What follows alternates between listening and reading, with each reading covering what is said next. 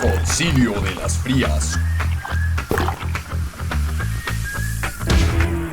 Yo considero que Dios es una cuestión meramente subjetiva. Existen distintas religiones y todas dicen ser verdaderas, pero se contradicen o se niegan unas con otras. Encontrar como una experiencia de que todos vamos a estar de acuerdo con que Dios sea esto y que Dios quiere esto de nosotros, no veo cómo eso va a pasar.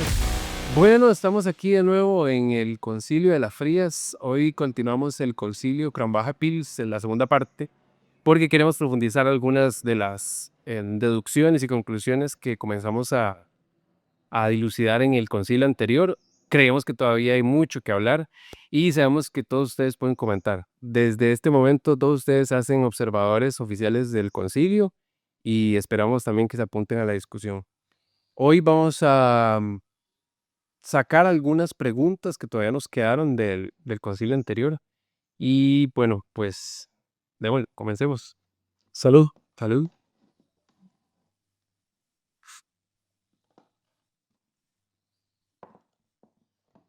Bueno, listo. Entonces, como para retomar un poco cuál era la discusión que teníamos, me gustaría comenzar con el tema de esto que hablábamos de la inmanencia de Dios, ¿verdad? Como que a Dios lo podemos concebir como una fuerza inmanente en el universo y que básicamente es la que sostiene todo, y por esa razón no necesariamente es necesario explicar que fue una causa inicial, y entonces sacamos a Dios de la idea de un ser trascendente y pasamos a la idea de un ser inmanente.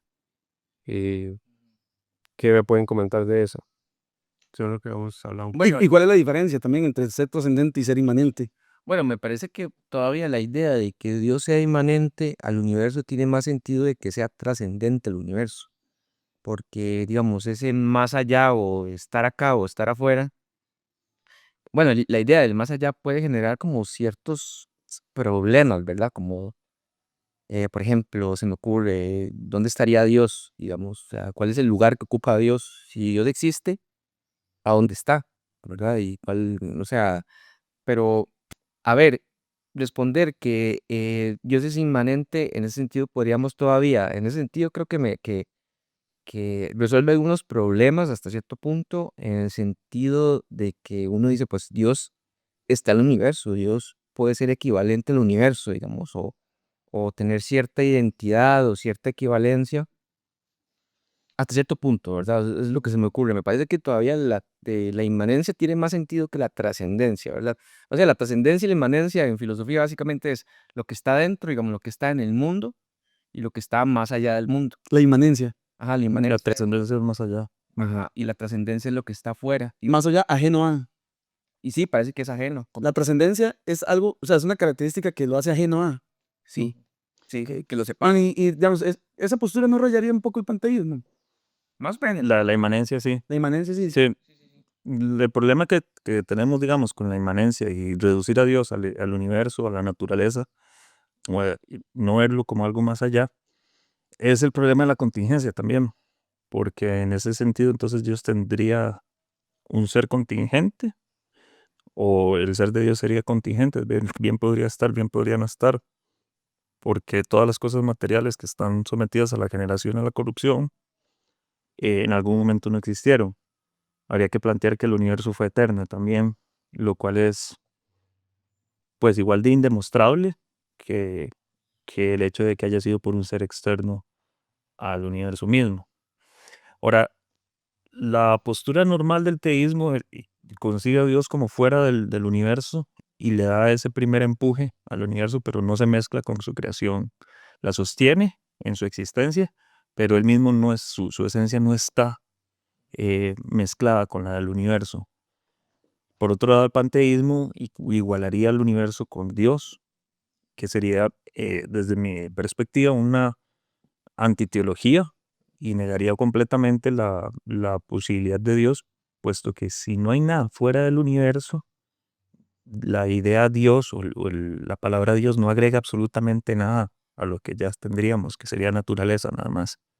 No tendría ni intelecto, ni tendría personalidad, ni tendría ningún otro atributo que se le podría dar si pensáramos que Dios es trascendente.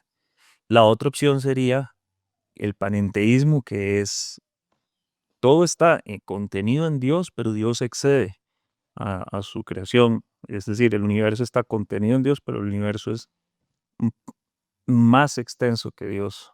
Entonces todo está en Dios, pero no lo agota. Y desde el cristianismo hay razones para pensar que en una visión panenteísta, por ejemplo, Podría ser Pablo, compatible al cristianismo. sí, San Pablo dice en su prédica, cuando está predicando en Atenas, Un cortes ahí, sí, antes de que se aleje más del panteísmo. Entonces, en una visión panteísta, la creación heredaría todas las características del creador. Porque usted dice que, digamos, que en una visión panteísta el universo también tendría que ser eterno. Pero no es que es panenteísta. No. La de antes. Ajá. Cuando estaba explicando la parte del panteísmo, decía que, digamos, para sostener esa postura panteísta, tenía que el universo también ser eterno, ¿no? Por el sí, asunto de la contingencia y demás. Entonces, digamos, la creación deberías heredar o heredaría por default, no sé, las características del creador, de Dios, pues. sí, tendríamos que atribuírselas porque si no, nada podría comenzar a existir. Porque Es el mismo Dios. sí, una cosa es contingente cuando puede estar en algún momento, pero hay un momento en el que no existió, antes o después. Entonces, por ejemplo, podemos pensar en el planeta Tierra, hubo un momento en el que no existió y un momento en el que posiblemente no exista como planeta Tierra, como lo entendemos ahorita. Pero si eso aplicara también al universo, habría un momento en el que nunca habría existido Y eso es nada. una doble contingencia. O sea, Eso sería una contingencia absoluta y por lo tanto no podría haber ser en un comienzo. Amén. Porque si nunca hubiera existido nada, cómo se sigue el no ser al ser? ¿Verdad? Habría un salto ahí que si no hay un ser externo al universo que es el que le permite este movimiento, entonces no podría haber comenzado a existir nunca. Por lo tanto, o el universo existe siempre o el universo existe por otro ser, que sería Dios. Pero el tema de que existe siempre tampoco se puede mostrar. Tampoco se puede demostrar. Físicamente ya hay pruebas de que no existió siempre, ¿cierto? Sí, pero si pensamos, digamos, lo del caos que había antes, vea que igual es tramposo decir antes porque antes ya estamos pensando en el espacio-tiempo, pero tratemos de imaginar que causalmente existía de otra forma. existiera de otra forma, que sería caóticamente. Y eso sí sería, Como pues seis dimensiones, una cosa así. sí, ya inconmensurable, ni siquiera infinito. Eso es más difícil bueno, es posible. Stephen Hawking en su teoría del caos plantea que el universo es así y que existe en un espacio y tiempo que no realmente están determinados, en un caos indefinidamente, ¿verdad? Y esa existencia sería de esa manera. Pero para terminar de explicar, si es compatible el panenteísmo, es decir, que todo está en Dios, pero no agota toda la existencia de Dios, con el cristianismo, porque San Pablo dice en Él vivimos, nos movemos y existimos, en Él, en Dios. O sea que todos estamos viviendo, existiendo, Contenidos ahí. contenidos en Dios, pero no agotamos la esencia de lo que es Dios. Y tampoco estamos mezclados con su esencia. Pues no, en el panenteísmo sí, en el panenteísmo todo viene de Dios, por lo tanto todo tiene cierta esencia de Dios. Y eso tiene que ver también con el hecho de que su imagen y semejanza tenemos su huella en Él también. O sea que Dios al crear todas las cosas dejó una impronta en toda la creación. Y de ahí es Pero donde no es él, no es su esencia. O sea, es como una imagen nada más.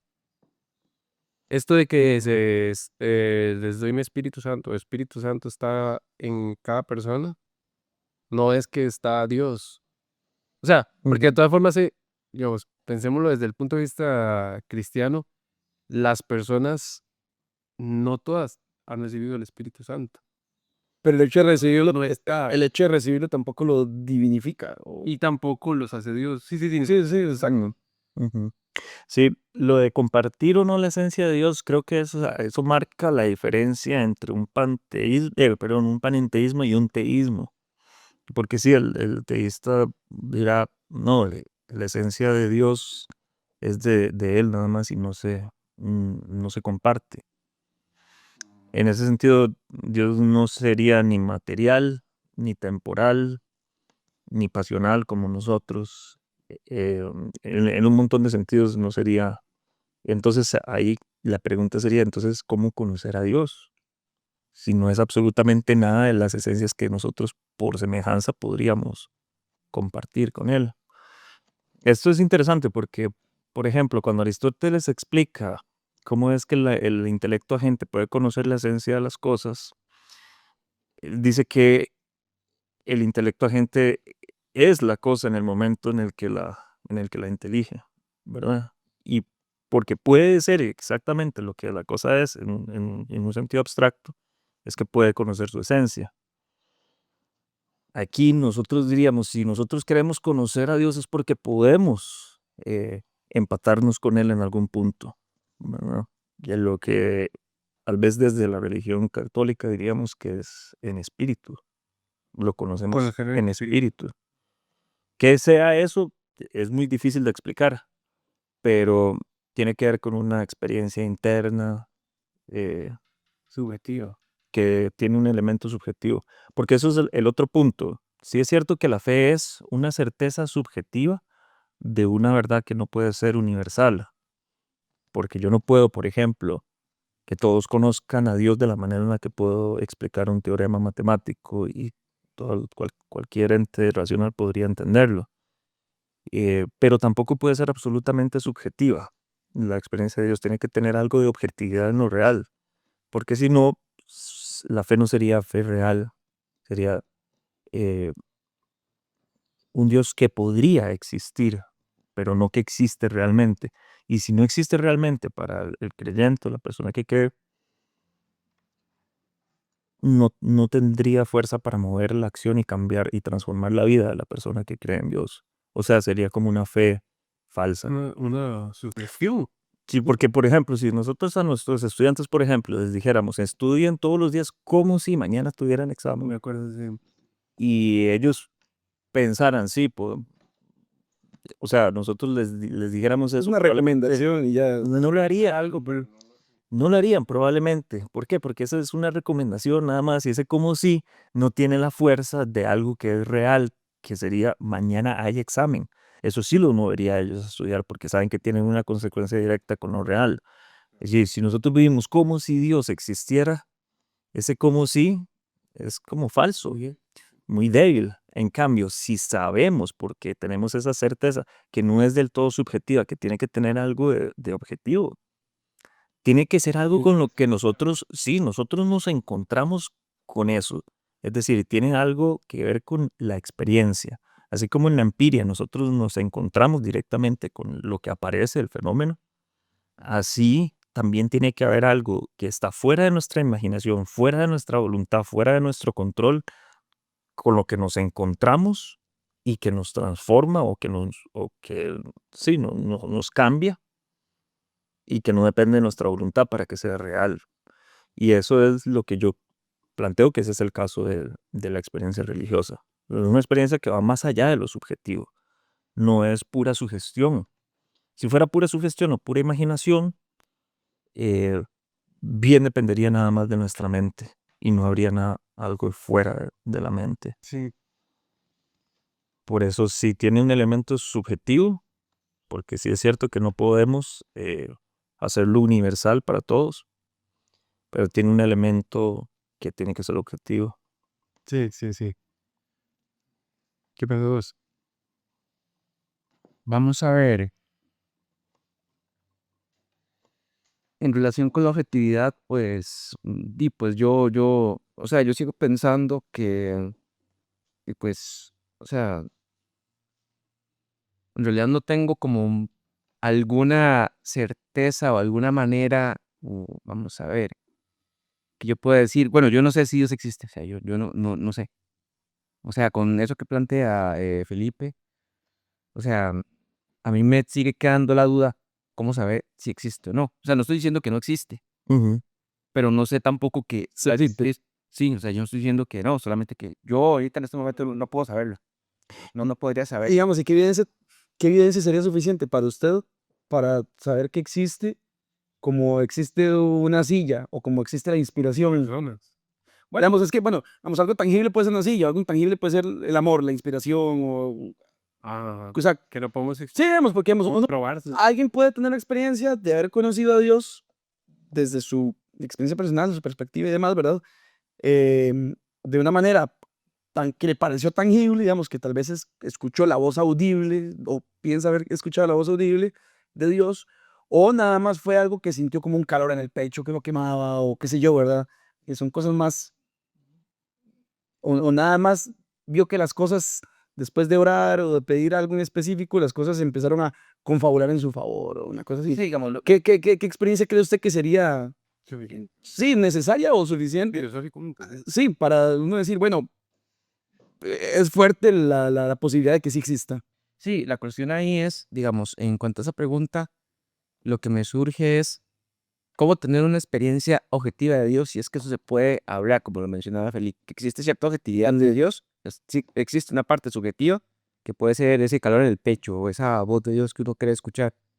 Pero entonces habría que aclarar que es una experiencia objetiva de Dios, ¿verdad? Que todavía no me queda claro porque no es algo que haya aterrizado. Digamos, no sabía cómo plantearlo, cómo concretarlo.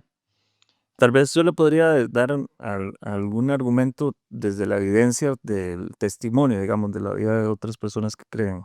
Por ejemplo, si nosotros sabemos, por el conocimiento normal, como conocemos el mundo, no podemos entender lo que la fe dice, no lo podemos conocer.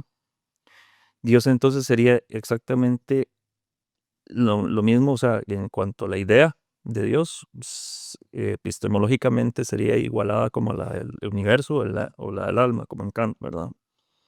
Pero por el universo, como no podemos tener una idea completa del que es el universo, por lo tanto es un concepto vacío sin objeto, Dios sería un concepto vacío sin objeto, pero para los creyentes esa idea de Dios sí está llena de cierto contenido. Es un contenido que tiene que ver con la vivencia de Dios, con la vivencia de la oración, con la vivencia de ciertas prácticas que hacen que uno tenga una relación distinta con Dios que con esa idea vacía del universo, ¿no? Ese testimonio de personas, por ejemplo, que tienen una fe tan firme, tan sólida, que incluso podrían dar la vida como los mártires, por ejemplo, por esa idea de Dios, por esa certeza de la vida eterna y del amor universal que se encuentra en Dios, tanto así como para dar la vida y entregarla por completo, o entregar toda la vida a ser religioso y a ir a tener un ministerio para ayudar a los pobres.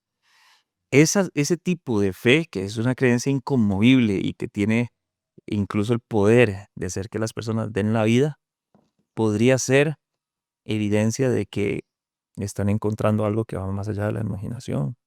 Porque una persona por pura sugestión no puede llegar a ese mismo, a eso Bueno, mismo. pero lo mismo se podría decir, no sé, de la democracia. O sea, yo podría dar la vida por la democracia, ir a la guerra por un país, digamos, sin pintar como las mismas Ujú. características. Entonces, Sí, y la democracia es real. bueno, ¿real en qué sentido? En el sentido de que no es un invento, es una práctica humana que se puede ejercer en la realidad. Bueno, si es un invento, o sea, si es algo que no está en la naturaleza, digamos, la democracia es una manera de actuar. En ese sentido, yo podría dar la vida por la democracia sabiendo que no es real, pero que aún así no me importe porque me parece algo valioso, que sería como la idea esta de Nietzsche, por ejemplo, de una ficción útil, o sea, útil en el sentido de beneficiosa para la vida. Entonces, digamos, no me parece que todavía ese argumento de que alguien dé la vida o que alguien crea o que se comporte de una manera lo vuelva objetivo, porque tenemos ejemplos de la política, por ejemplo, ¿no? Que hay muchas maneras de actuar, pero usted con base en los principios políticos, sean buenos o sean malos, pues está dispuesto a sacrificarse. Entonces, todavía a mí no me sigue aterrizando como la idea de esa experiencia objetiva con esos argumentos que presenta Felipe. No, que nada más para aportar ahí, que incluso hasta en la misma en Alemania, 1940, y un menudo hay gente que daba la vida por dejar este sistema ideológico, ¿verdad? Que, Dios, Y eso no lo vuelve, digamos, objetivo. O no lo vemos objetivo en un sentido. incluso, ¿no?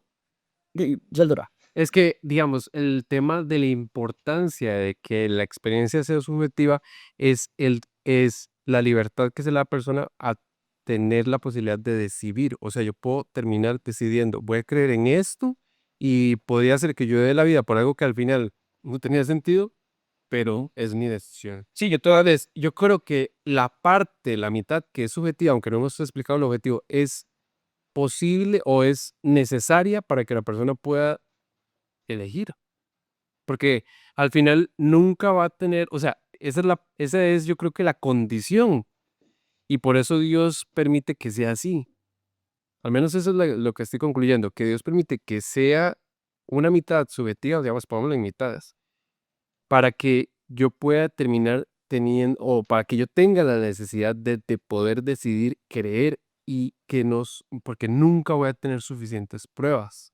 O sea, hay algunas cosas que yo puedo valorar y sopesar y ver la vida de otros y ver mi historia y ver cosas que yo puedo interpretar como la acción de Dios en mi vida, pero tendrá que decidir. Porque si no, entonces, si fuera tan fehaciente, de al final no me quedaría como más opción. Sería como muy ilógico no creer en algo que es evidente. Entonces, creo que aporta libertad a la persona. Sí, digamos, o sea, desde mi punto de vista, yo considero que Dios es una cuestión meramente subjetiva y que es objetiva en términos relativos en el sentido que es comunicable y que los demás pueden ser susceptibles a ser convencidos y apegarse a ese proyecto que supone Dios, ¿verdad? Creo que en ese sentido Dios tiene sentido, en el sentido, valga la redundancia, de que representa un proyecto de vida, ¿ok? Digamos, creo que, a ver, Dios como proyecto de vida me parece que es algo más razonable que creer en Dios solamente por creer que tiene que existir algo. Entonces, en ese sentido, cuando ese proyecto le aporta algo a la vida, me parece que es algo valioso.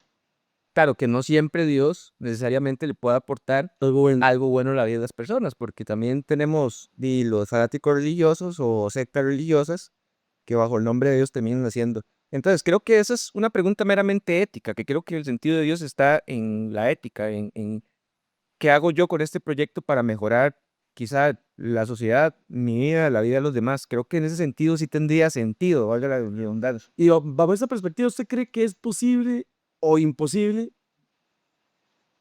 conocer a Dios empíricamente? No, no, no, No, es imposible. ni aún así, pero yo me comporto como si Dios existiera, tratando de llevar a cabo el proyecto que Dios quiere ¿Y cómo concilia usted la característica de la inmanencia de Dios con la imposibilidad de conocerlo empíricamente? Ok, porque es una idea. En ese sentido, una idea no se puede conocer empíricamente. Pero es inmanente. Sí, exacto.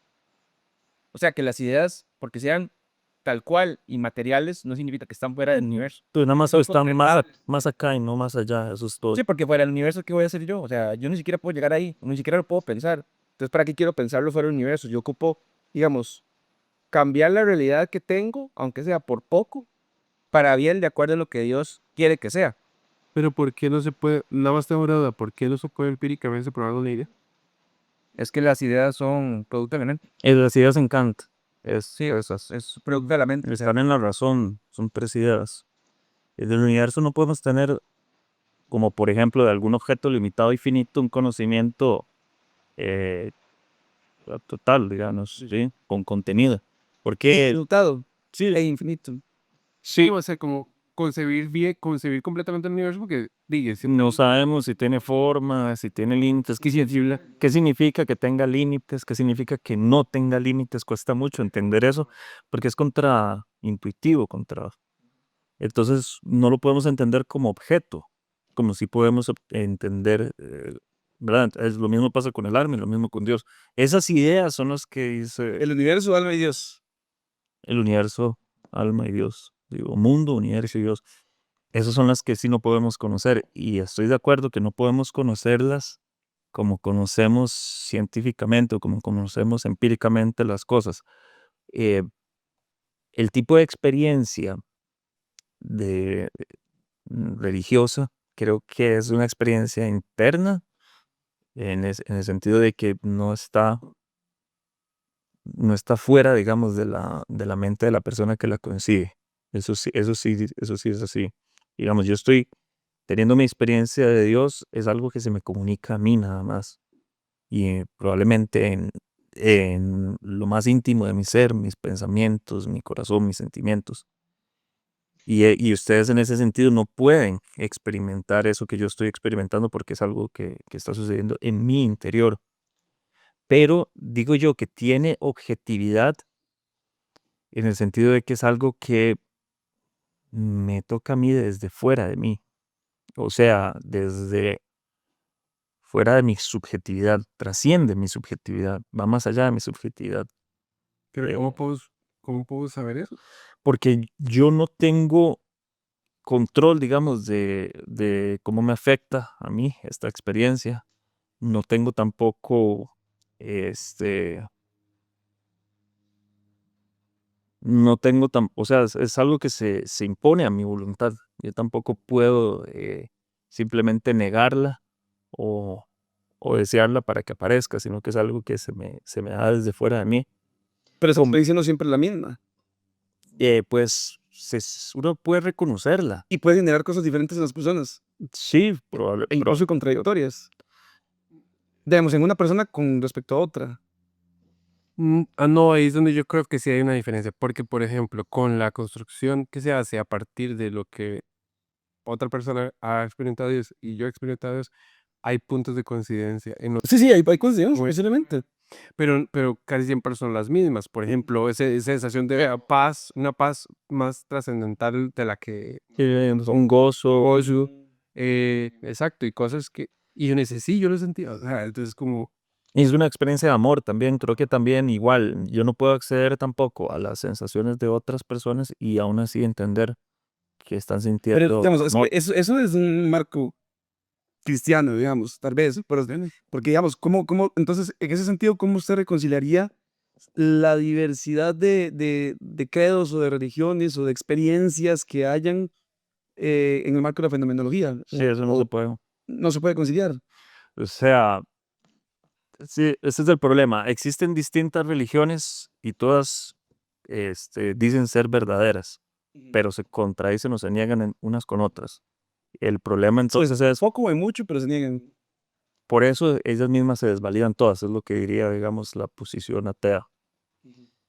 Nosotros podríamos plantear como desde un pluralismo metateológico que existe una misma revelación expresada de maneras distintas por distintas religiones. Entonces sí, podría yo tener esta experiencia de Dios que es verdadera y cuando yo la materializo en algo particular que ya no es universal como lo fue, por ejemplo, una persona en específico en un momento de la historia como Jesucristo, en cuanto a su humanidad, en cuanto a su participación en la historia y en cuanto a su institucionalidad de la fe, digamos, en la iglesia, su institución es particular y tiene un elemento subjetivo de una cultura específica, que es lo occidental, etcétera. En cuanto a que nosotros pensamos que Dios que Jesucristo también es el logos de Dios, es universal y eterna. Y esa misma, que es universal y eterna, eh, tendría que estar expresada de otras maneras en otras filosofías, en otras religiones o en otras culturas. Esa sería la explicación o tal vez la respuesta que yo daría con respecto a ese problema.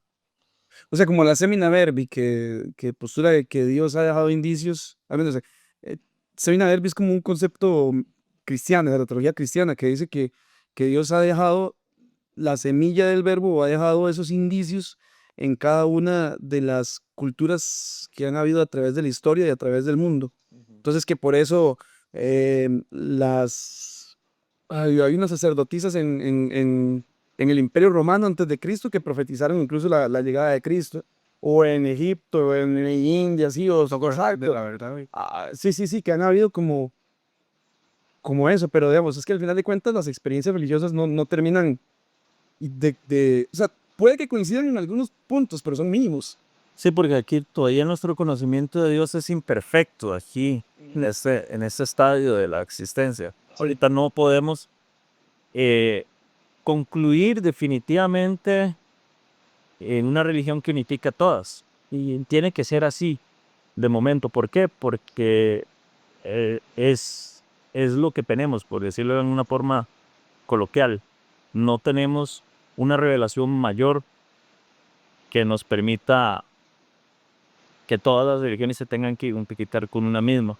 ¿Por qué? Porque es que también Dios, al comunicar su verdad, lo hace de la manera más propia, dependiendo de la cultura o aquel receptor de la fe que va a recibir la revelación.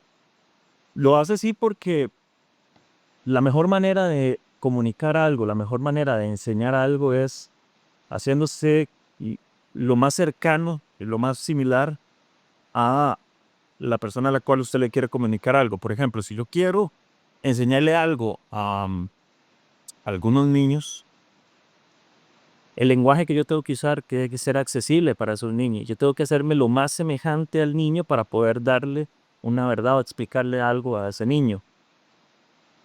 Igualmente Dios, para que su revelación sea más clara y más cercana, se vuelve más cercano con las personas que van a recibir esa verdad o esa revelación de Dios, dependiendo de la cultura que la reciban.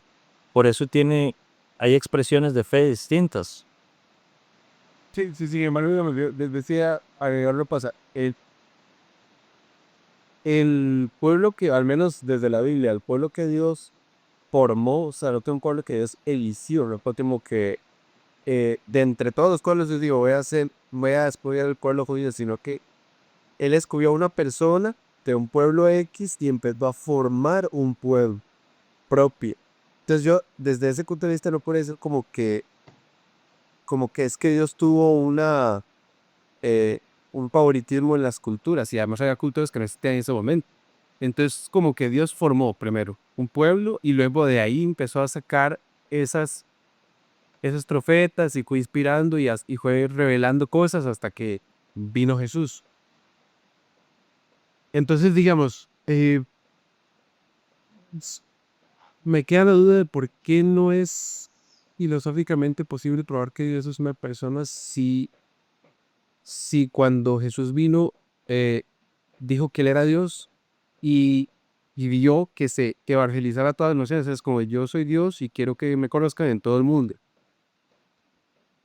Habría que decir que es mentira.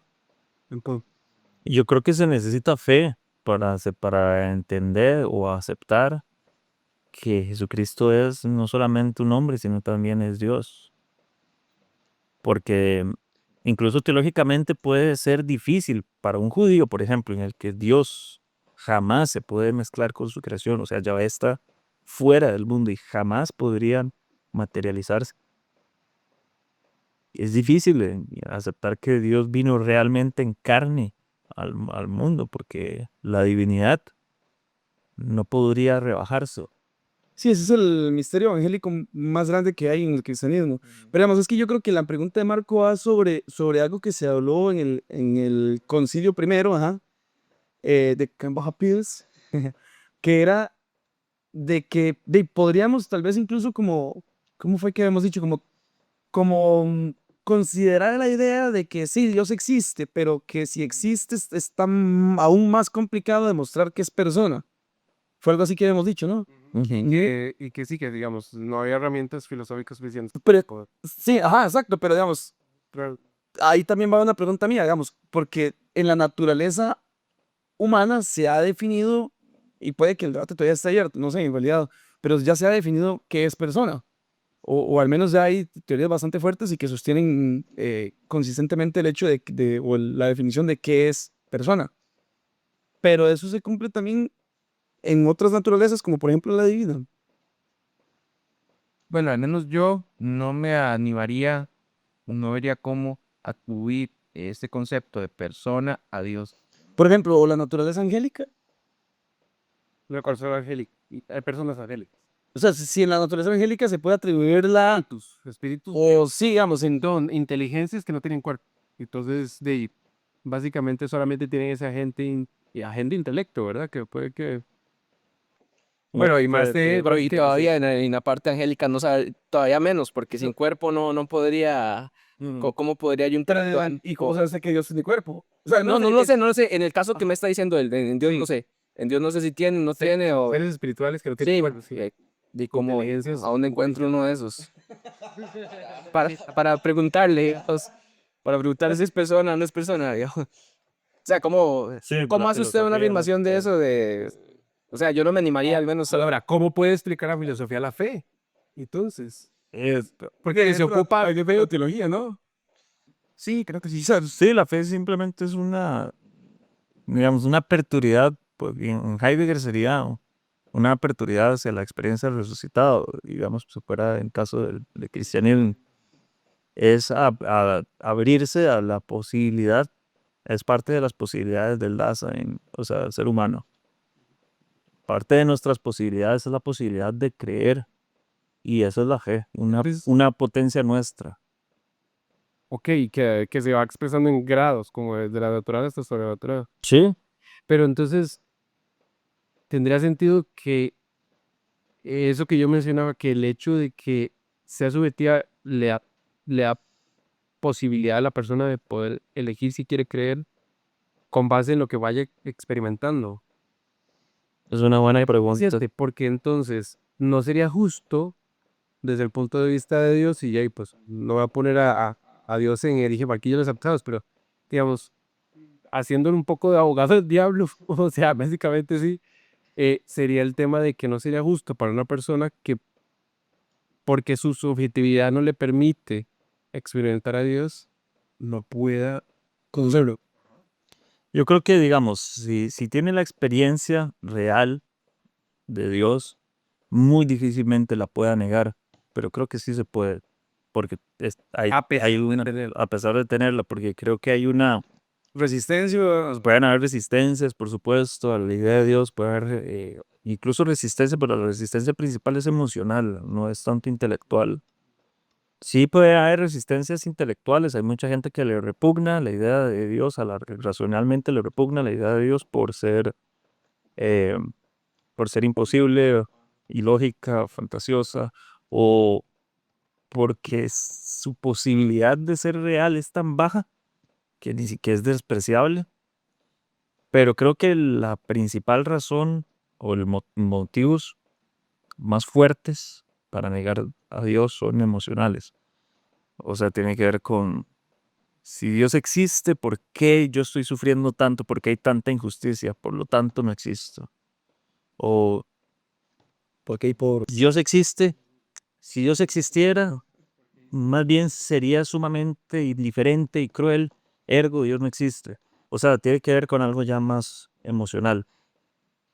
Y yo creo que a pesar de que tenga esta parte que digo yo que tiene cierto carácter objetivo, en el sentido de que es algo que se me da fuera de mi mente, fuera de mí, em, o con independencia de mi voluntad,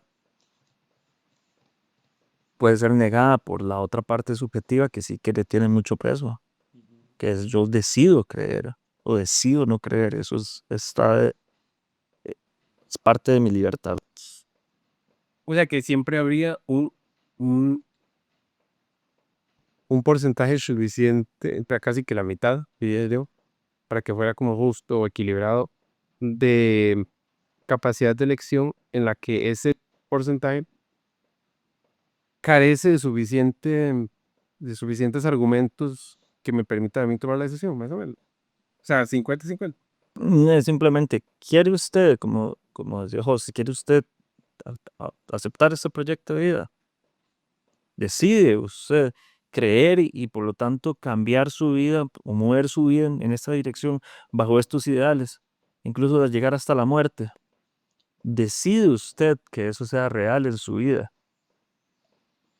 o decide ignorarlo y Sí, pero vivir tranquilamente. ¿y cuál sería la diferencia, por ejemplo, entre tener una convicción y tener fe? Una comisión en la democracia. Esa Sí, parte, es una convicción de mis ideas. O en el nazismo. esa parte objetiva que te estoy diciendo que se da con independencia de mí, para mí por eso es que tiene que sostenerse que la experiencia religiosa tiene como parte de su especificidad que se da con independencia de mis pensamientos, con independencia de mi voluntad, que es algo que se me impone, que es algo que se me presenta y que es algo que eh, Yo lo podría negar si quisiera, pero que es algo que para la persona que lo experimenta es evidente. Es una evidencia, porque digamos, la creencia religiosa es una creencia inconmovible, es todavía más fuerte que, que una evidencia empírica o una demostración científica o matemática. Tiene esa especificidad. Para la persona que la siente, que la experimenta, es más real que, que cualquier otra experiencia. Es la más certera. Yo creo que hay un tema que es como el hecho de que mencionábamos de la excusa, que es como que nosotros tendemos, por nuestra humanidad, como a poner significado en la realidad, significados, patrones de significado que no necesariamente están ahí. Ujú. Porque, por ejemplo, esa convicción o esa fe es la misma que pueden tener los islámicos y por eso dan su vida. Y entonces uno diría, "Di, pero entonces si la experiencia que ellos tienen de Dios fuera la misma que la que tenemos los cristianos, ¿y qué, o sea, por qué suceden estas cosas, verdad? Esa diferencia. Ujú. Entonces esa subjetividad es traicionera, o sea, o qué pasa. Porque entonces estamos llegando a conclusiones de Dios diferentes, o Mm. creencias, cuerpos de creencias que nos llevan a tomar acciones libres, igual de convicción hay en cada uno.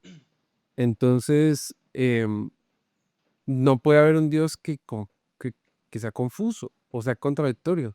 Lo mismo que decía Gil de las religiones, ¿verdad? O sea, la experiencia de Dios, esa parte subjetiva. Habría que decir que entonces todas las personas de uno de los bandos están equivocadas. Sí, es el problema que estábamos hablando ahora, de que todas se niegan. Como son contradictorias, entonces todas se desvalidan. Todas aclaman ser verdaderas, son contradictorias unas con otras, por lo tanto todas se desvalidan entre sí. Y esa parte de la subjetividad que decís vos que puede ser traicionera, yo también aquí voy a ser muy kantiano en esto. Y eso que tiene que haber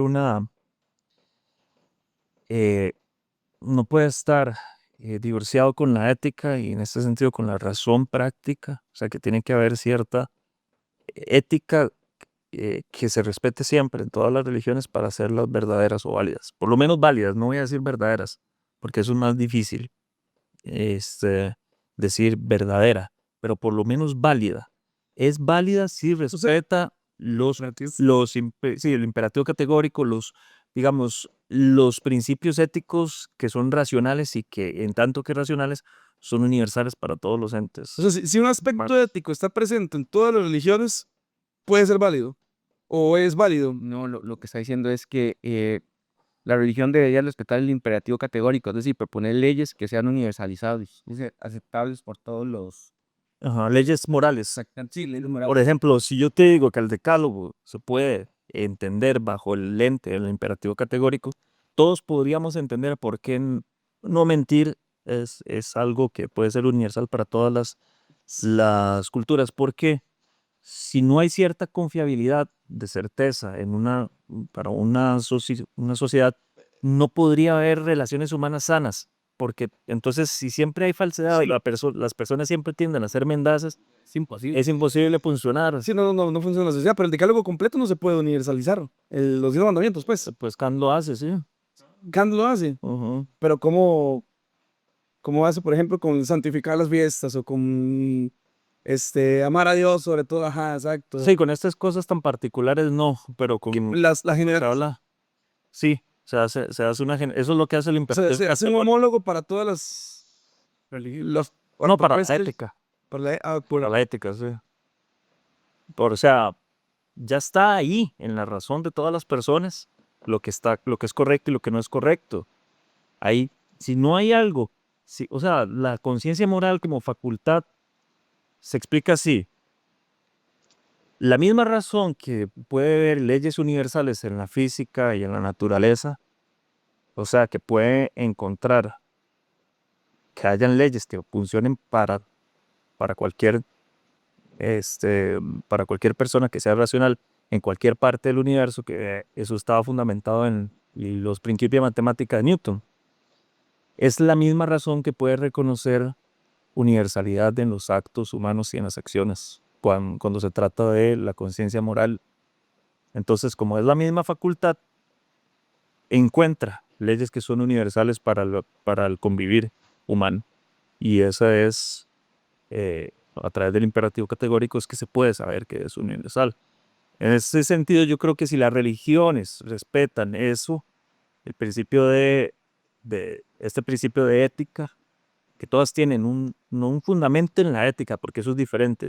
Para mí el fundamento de la religión está en la revelación, pero que esa revelación no sea contraria a esas leyes del amor hacia el prójimo. Y cuando decía el decálogo, sí, me refería como más bien a la afirmación de Jesucristo, de amarás a Dios sobre todas las cosas y amarás a tu prójimo como a ti mismo. Ese amar a tu prójimo como a ti mismo encierra un montón de imperativos que pueden ser universales para cualesquiera entes racionales en cualesquiera partes del mundo. Y no importa la cultura, usted reconoce que no está bien matar, que no está bien robar, que no está bien mentir. Porque ya usted puede darse cuenta que si todas las personas actuaran así, la sociedad no sería sostenible. Por lo tanto, yo no puedo decir voy a matar en nombre de Dios y decir que esa religión es válida. No verdadera o falsa, válida. Por eso sí es más difícil decir que todas son verdaderas, porque son contradictorias y llevan a lugares distintos. Y yo tengo la fe también de que tal vez en el fondo sea todos buscamos a Dios, honestamente, todos vamos a hallar a Dios, honestamente, pero tomamos caminos distintos. Usted quiere tomar esta ruta, puede tomarla, yo puedo tomar esta otra.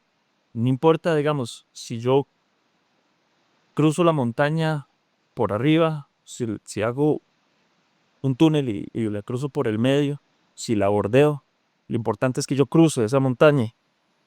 A ver, voy a plantear algo que tal vez puede ser tema para otro podcast, pero es que, Ya te entró la pregunta. o sea, por ejemplo, creo que es universalizable el hecho de rendir un tributo a un ser supremo que está más allá y que yo siento que le permitió darle algo. O sea, que el calvo lo vemos en muchas religiones. Es un arquetipo. Ajá, es como lo que vos decías del Dios, mundo y algo más, como que creo que por ahí va, que es como una necesidad humana que ya está ahí. ¿Cómo es que llamado? Las ideas regulativas de la razón. Entonces, como que ya hay algo presente en el ser humano Eso es kantiano. que busca ese ser supremo o ese creador o ese del cual proviene la vida. Hay un filósofo indígena en el mundo azteca prehispánico que hablaba de este dios y le llamaba Tloquenahuaque en náhuatl. Y bueno, entonces mencionaba que era ese dios que está en todas las cosas, que era el cual le daba la vida. Es una filosofía era un filósofo muy indígena, entonces era como una filosofía muy parecida a la que nosotros tuvimos a Dios Padre. Los aztecas rendían tributo al sol, al dios Huitzilopochtli, haciendo sacrificios porque ese que está ahí, está que lo tenemos presente, porque ellos creían que si no se le daba suficientes sacrificios humanos, mal atardecer, que el sol se iba quedando su sangre, ¿verdad? O sea, con que estaba muriendo en el atardecer, no iba a salir el día siguiente. Entonces, ¿qué pasa si yo le puedo, vamos a decir que todas las concepciones sean parciales? Y yo le puedo decir que es que, porque digamos, aquí estamos planteando de que todas las culturas buscan a Dios. Entonces, ahí sí está presente el hecho de que yo estoy buscando dar un tributo o un culto a Dios, pero está equivocado. Al menos desde un punto de vista cristiano está equivocado. O sea, el conforma. Porque tal vez, El Dios también, porque el Dios, a ver, para muchos versículos de la Biblia misma hablan del sol como una imagen de Dios, o sea, el sol de justicia. Hay un salmo que habla de que el sol sale como el novio, no divinifica. no lo diviniza. Entonces, pero el tema es como, ok, hay atributos del sol que se asemejan a los atributos de Dios. Entonces, las culturas están buscando, hay como una cierta búsqueda, ¿verdad? Y sienten como que los poderes del sol son tan grandes y que parecen divinos. Y entonces, Pero ¿qué pasa entonces si llega una cultura y dice es que el Dios que creó el sol es así, es así, y podría entenderse eso como una revelación que entonces, porque entonces significaría que están dando un paso más en su búsqueda de Dios. Sí. Y Dice, si no se les ha evangelizado y ellos todavía no tienen esta otra revelación que tenemos nosotros por la Biblia, esa es la revelación de ellos, esa es su verdad en ese momento. Ven, eso es Dios manifestándose de una forma más, o sea, de una forma distinta para ellos. Si creo, digamos, que puede ser válida, por supuesto, su búsqueda de Dios y que Dios se les manifiesta a ellos también. Ahora, si usted, siendo cristiano, entiende que Dios no puede ser o no se puede adorar a ninguna de las creaciones de Dios como si fuera Dios mismo, ya usted tiene esa conciencia y ya usted lo va a hacer distinto, pero porque usted se le dijo, usted tiene esta información. Entonces sería como injusto achacarles a ellos o de que Dios les achacara a ellos por algo que no se les enseñó nunca. Ya, eso es diferente. ¿Se privan de conocer a Dios solo porque lo entienden de esa manera? Yo diría que no. Y que ellos también... La revelación no es algo como que necesariamente tenga que ser como sobrenatural y muy elevado. La revelación se da en lo cotidiano, en el vivir. Y la cotidianidad de ellos encierra su propia revelación. La misma creación testifica, ¿no? Y la creación está testificando la grandeza de Dios. Ellos están experimentando a su creador de alguna manera. Diferente a la de nosotros, pero lo están haciendo igual. Yo tengo, bueno, sí, yo tengo una pregunta para José, porque digamos,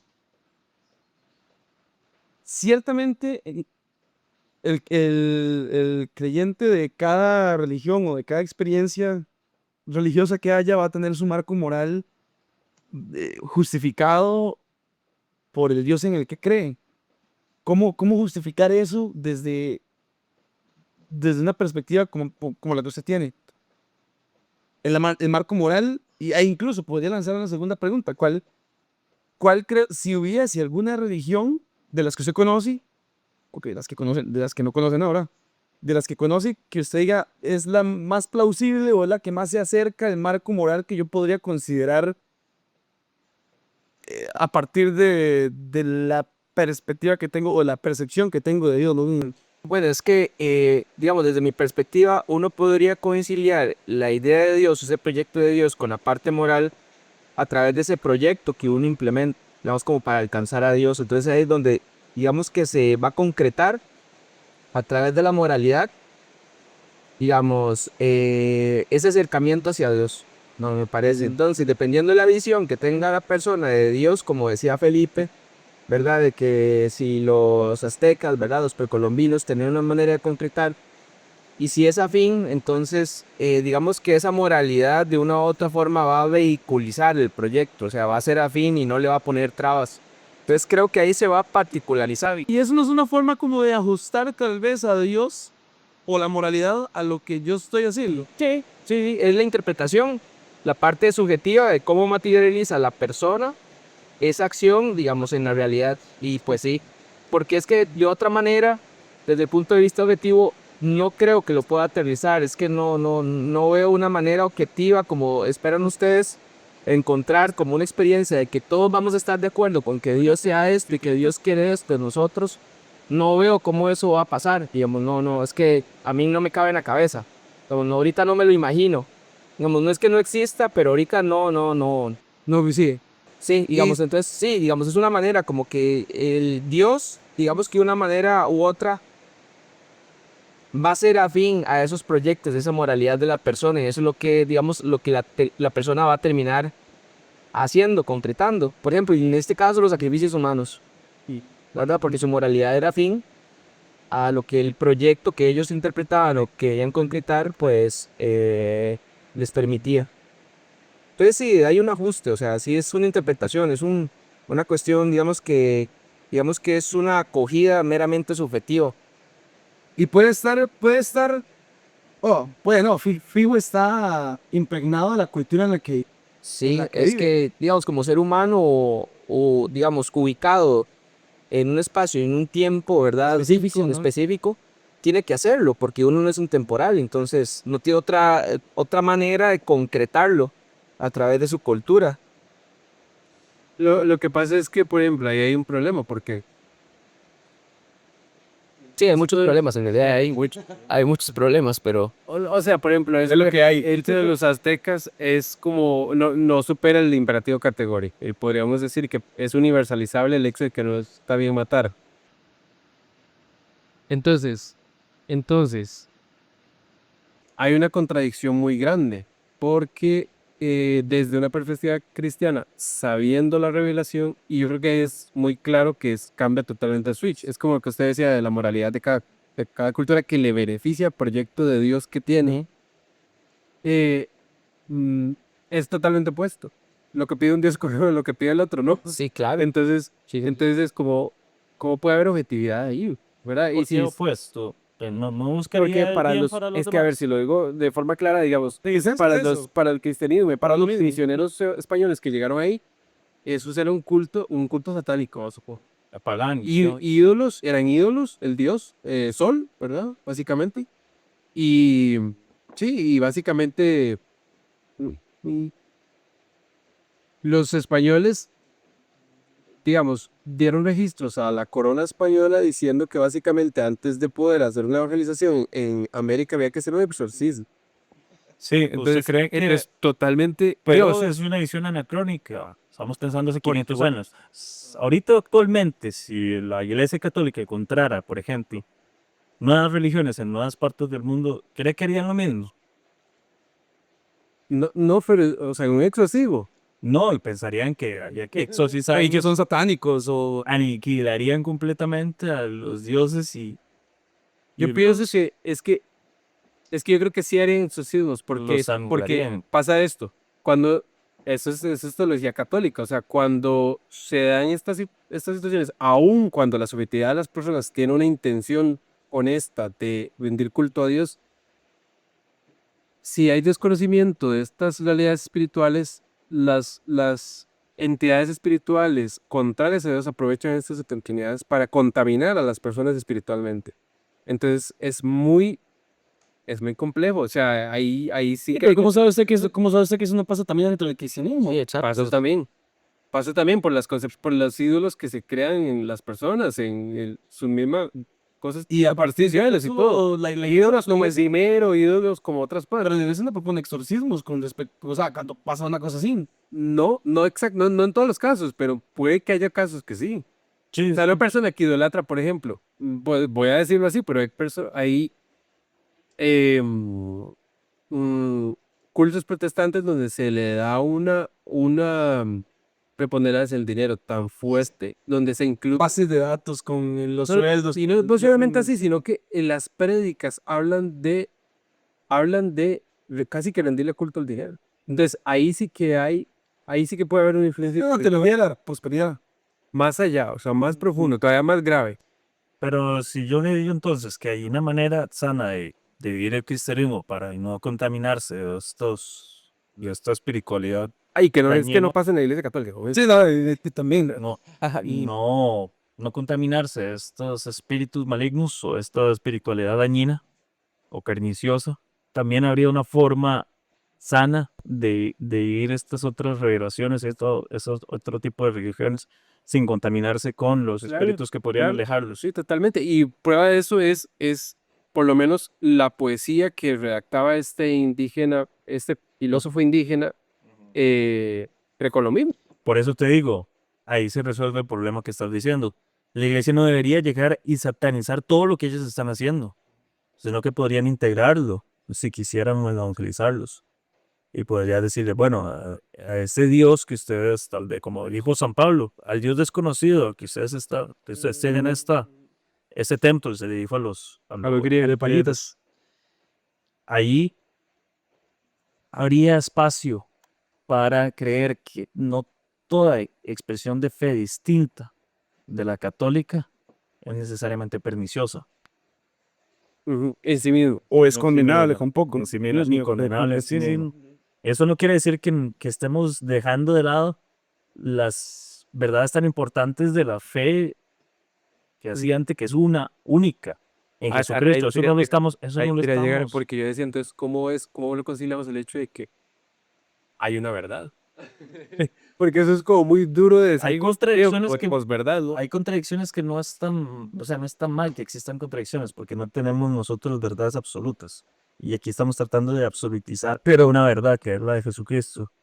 Nosotros, desde la razón, vamos a encontrar contradicciones, y eso no está mal. Para mí no está mal. Yo sigo pensando que el hecho de que, bueno, aparte, de aquí como que se divide un poco la expresión, porque yo sí creo que como que este componente subjetivo no solamente permite que uno tenga libertad, sino que permite que la experiencia sea única.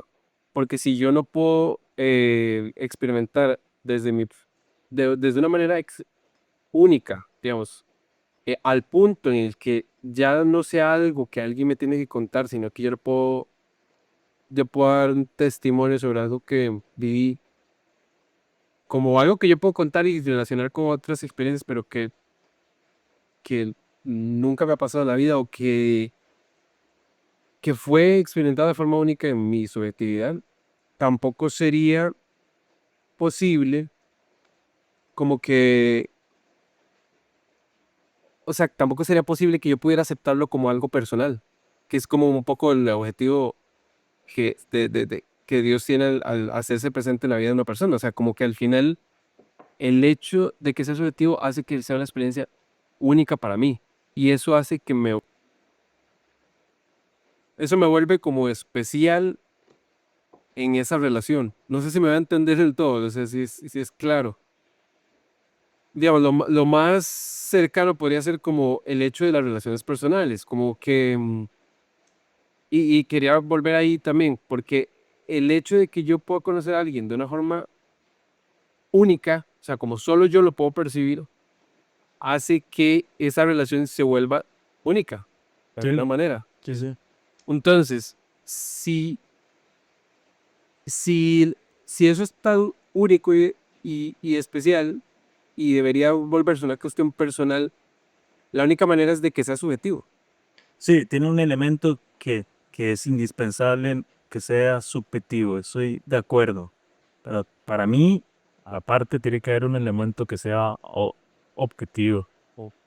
O sea, no objetivo, no absolutamente objetivo. Pero yo lo que digo es que la experiencia religiosa no es absolutamente subjetiva.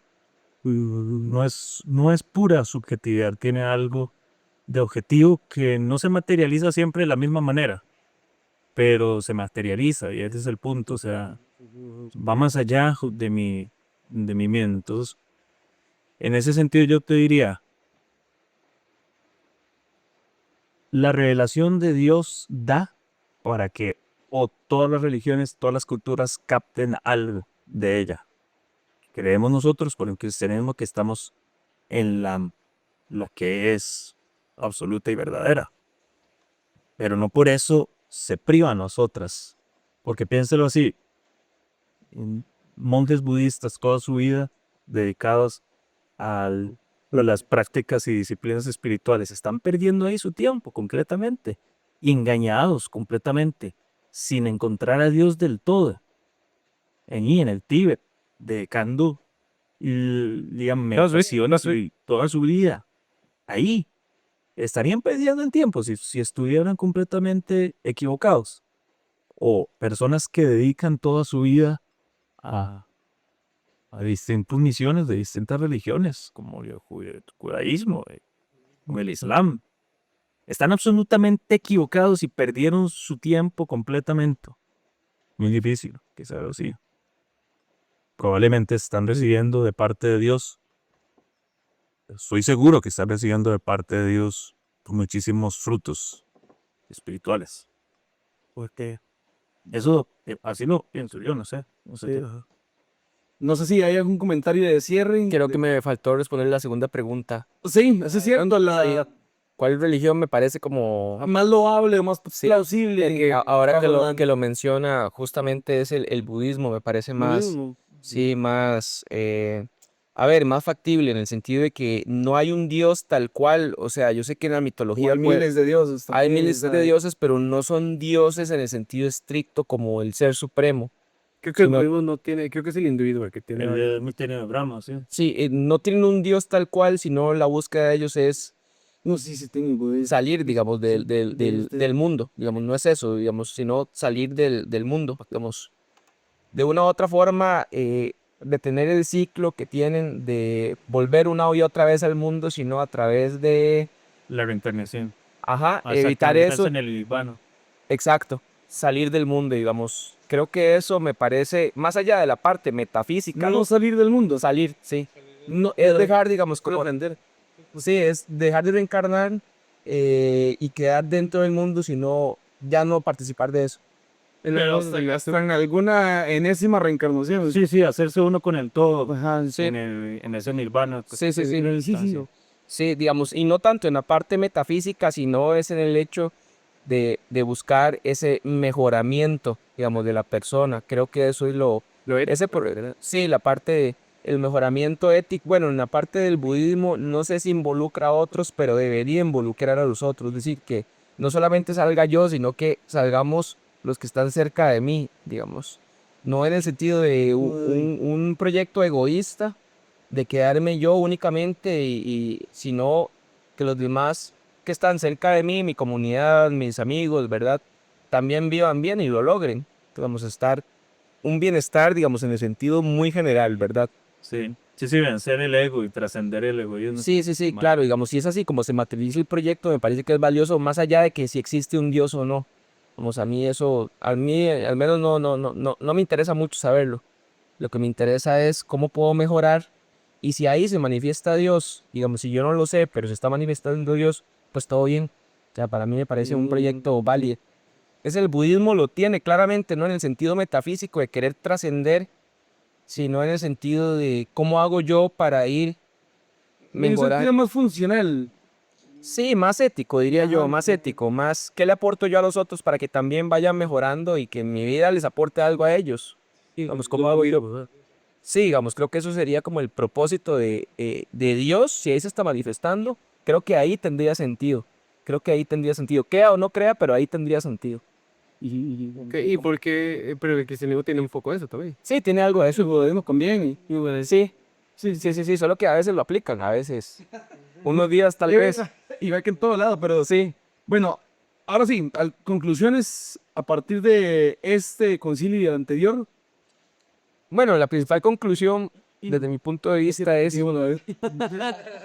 es la cuestión de la objetividad, ¿verdad? Que eso siempre es un problema y, digamos, ha sido muy criticada, pero en estas cuestiones me parece todavía aún más difícil de concretar y creo que agrega la complejidad del fenómeno, entre comillas, el hecho de que cada persona, digamos, tiene una manera particular de concretar y que puede ser contradictorio, pero creo que eso es parte del fenómeno, digamos, como decía Felipe, la contradicción no es un problema, en realidad no tanto, digamos, a mí no me parece, creo que es parte de una evidencia de la manifestación, digamos, de esa interpretación, de ese proyecto, que contradiga a otros, pues sí, y que digamos que uno de una u otra forma está armando un rompecabezas, donde hay piezas que uno dice, agarró una pieza que no calza, pero uno no sabe que no calza y le intenta calzar, digamos. En ese sentido es como tratar de sumar las perspectivas siempre va a ser problemático.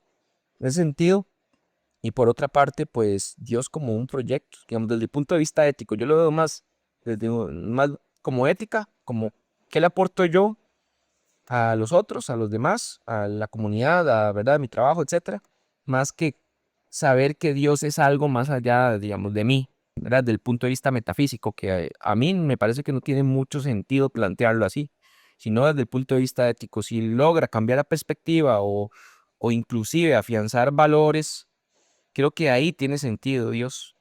¿Verdad? Si alguien cree de esa manera, pues a mí me parece que está bien.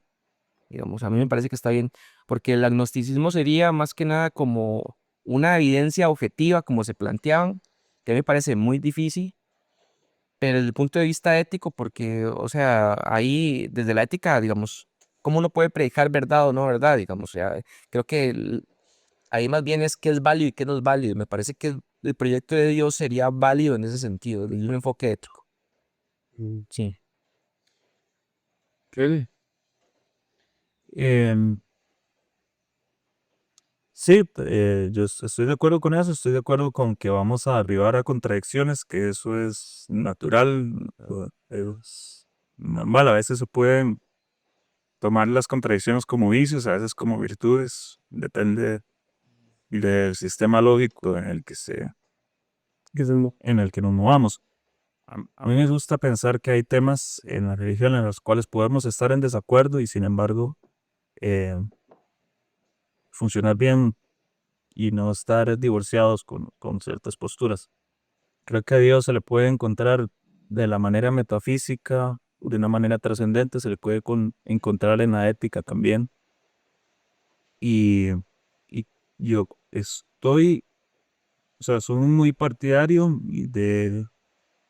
de la postura de que todos estamos recibiendo cierta revelación de Dios aquí en la tierra.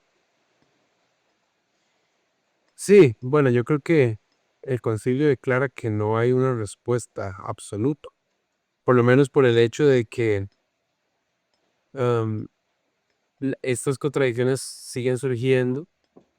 Creo que, al menos desde mi punto de vista, esas contradicciones permiten que este proyecto de Dios siga siendo algo libre em, y y personal, ¿no? Y al menos eso es lo que yo diría que podría concluir. Sí, sí, una conclusión absoluta como tal y que resuelva la cuestión que hemos planteado, obviamente no la va a haber. Tal vez no tan fuerte como decir que, no me atrevería yo a decir que no hay una verdad absoluta, pero sí que al menos la resolución a esto no es absoluto y que tenemos que seguir buscando, planteándonos, cuestionando y proponiendo a ver y qué vamos resolviendo. Y tratar de ir encajando las piezas, como dice José, y tal vez uno agarra la pieza y trata de encajarla, no sabe que está encajando, pero no puede seguir probando posibilidades y viendo a ver hasta qué momento, hasta qué punto llegar a, a ir armando un poco más e ir vislumbrando lo que hay detrás de. Exacto, yo creo que más bien justo esa es la conclusión que yo creo que abarca todas las posiciones, que es como Dios es una búsqueda y esa búsqueda es un proyecto personal. Sí, lo otro es Sí, que estamos de traigan, acuerdo. la otra es que traigan otros invitados que coincidan entre sí, entonces ya tengo que Vamos a seguir con contradicciones. No, este concilio sigue abierto, o sea, ustedes pueden ir comentando y a sumarse a la discusión y a ver si qué les parece, pero creo que esa es la Sí, no, e incluso postular, otras sí, opciones. otras propuestas desde otras Otros argumentos. perspectivas, porque evidentemente acá tenemos tal vez dos personas que se inclinan más hacia cierta perspectiva en particular, pero hay gente que incluso simpatiza más con otras que postulan cosas totalmente diferentes y es interesante también leer y tomar en cuenta esas opiniones, ¿verdad? A ver qué más se va construyendo. Totalmente. Bueno, esto fue el Chrome Baja Pil, segunda parte. Creo que logramos concluir satisfactoriamente el hecho de que es un tema inagotable. Y entonces los esperamos en la próxima entrega. Y gracias por estar acá. No, muchas gracias, más bien, por la invitación. Salud. Concilio de las Frías.